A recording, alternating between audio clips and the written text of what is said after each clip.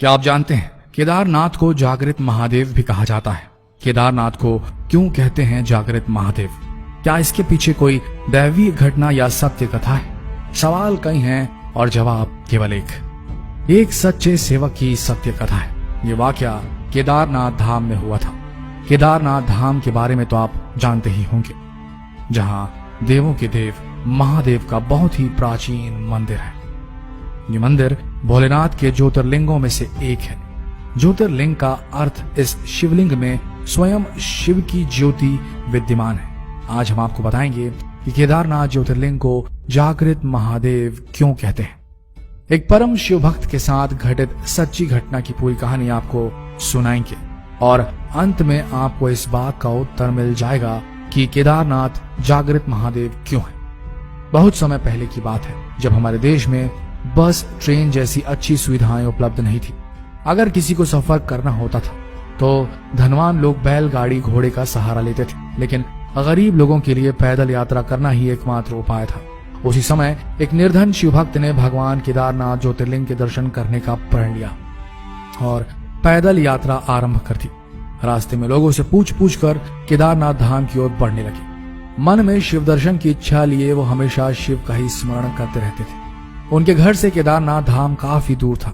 सफर करते 2 महीने बीत गए। जब वह केदारनाथ पहुंचे तो वहां बर्फ पड़ रही थी और ऐसा लग रहा था कि मंदिर बंद है और वहां कोई भी नहीं। आपको ये बता दें कि केदारनाथ धाम के पट 6 महीने के लिए खुलते हैं और 6 महीने के लिए बंद हो जाते हैं। जब केदारनाथ धाम में बर्फ पड़ने लगती है तो मंदिर के पट बंद कर दिए जाते हैं। वह निर्धन शिव भक्त जब केदारनाथ धाम पहुंचा तो वहां बर्फ पड़ने लगी थी और ठंड के मौसम की बस शुरुआत ही हुई थी। उसने देखा कि मंदिर के पुजारी जी मंदिर के पट बंद करके अपने घर जा रहे थे। उन्होंने तुरंत उस पुजारी जी से आग्रह किया कि उसे एक बार केदारनाथ महादेव के दर्शन करने दिए जाए। पुजारी जी ने उससे कहा कि बेटा, अब मंदिर के पट 6 महीने बाद ही खुलेंगे, तुम 6 महीने बाद आना। ऐसा सुनकर उस शिव भक्त की आंखों में आंसू आ गए और मन ही मन वो बहुत परेशान हो गया। उसने फिर से आग्रह किया और पुजारी जी के पैर पकड़ लिए और गिड़गिड़ाते हुए बोला, मैं बहुत दूर से आया हूँ, 2 महीने पैदल चलकर और जगह जगह रुक रुक कर, मुझे महादेव के दर्शन करने दो पुजारी जी। लेकिन पुजारी जी ने एक न सुनी और उससे कहा, अगर दर्शन करना है तो या तो 6 महीने बाद आना या तो यहीं 6 महीने तक रुक जाओ, लेकिन इस ठंड और बर्फ में तुम यहाँ एक रात भी नहीं रह पाओगी। वापस लौट जाओ, हम पट नहीं खोल सकते। दोस्तों, अगर कोई धनवान व्यक्ति होता तो पट खोल भी सकते थे, लेकिन उस निर्धन के लिए कौन पट खोलता। पुजारी जी के जाने के बाद निर्धन शिव भक्त निराश हो गया, मंदिर के बाहर बैठकर रो रहा था और एकाएक उसने यह मन बना लिया कि बिना दर्शन करे वो यहाँ से हिलेगा भी नहीं। उसे महादेव पर पूरा विश्वास था और यकीन था कि प्रभु कोई न कोई लीला जरूर दिखाएंगे। ऐसा सोचकर उसने वहीं मंदिर के बाहर रुकने का प्रण ले लिया। महादेव के भक्त भी बड़े विचित्र होते हैं दोस्तों, वो महादेव के दर्शन के बिना मानते ही नहीं। केदारनाथ की बर्फीली ठंड में वहां आदमी मंदिर के बाहर बैठा शिव का स्मरण कर रहा था।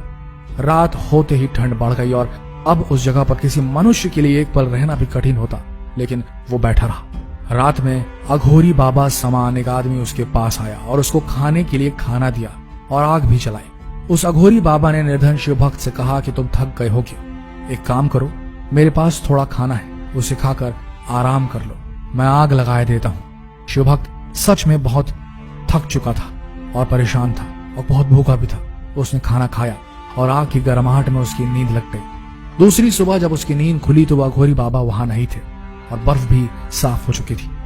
ऐसा लग रहा था जैसे सर्दियों का मौसम है ही नहीं। उसे एहसास हुआ कि केदारनाथ में तो लगातार 6 महीने बर्फ पड़ती है, लेकिन अचानक ये क्या हो गया। कुछ ही देर बाद उसने देखा कि मंदिर के पुजारी जी अपने साथियों के साथ मंदिर की ओर चले आ रहे हैं। जब पुजारी मंदिर के पास पहुंचे तो शिव भक्त ने बड़ी जिज्ञासा से पूछा कि क्या मंदिर के पट आज ही खुल जाएंगे। तो पुजारी ने कहा कि हाँ, आज 6 महीने की सर्दियों के बाद मंदिर के पट खुलेंगे।